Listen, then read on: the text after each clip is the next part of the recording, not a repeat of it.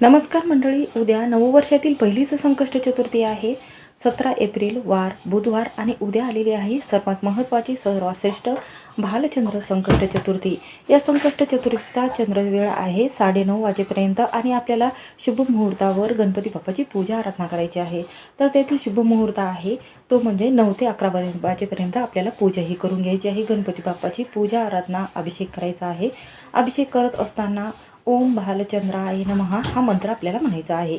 त्याचबरोबर त्यानंतर गणपती बाप्पाची पूजा करण्यासाठी गणपती बाप्पाला 21 दुर्वा अर्पण करायचे आहे. त्याचबरोबर आपल्याला या दिवशी 21 मोदक अर्पण करायचे आहे आणि मंदिरामध्ये जाऊन गणपती बाप्पाला आपल्याला जास्वंदाची फुले त्याचबरोबर तुपाचा दिवा लावायचा आहे.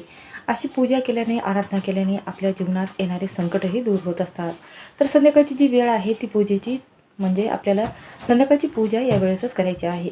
या ज्या वेळेमध्ये भद्रकाळ नाही किंवा शुभ मुहूर्त आहे तर या वेळेमध्ये आपल्याला पूजा ही करायची आहे. तर ती वेळ आहे 6 ते 8 वाजेपर्यंत. या वेळेमध्ये शुभ मुहूर्त आहे. या वेळेमध्ये पूजा करायची आहे.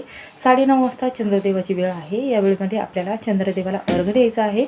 ज्यामुळे आपल्या घरामध्ये वादविवाद होत असेल तर तो कमी होत असतात. म्हणून या दिवशी चंद्रदेवाला नैवेद्य खिरीचा ठेवायचा आहे.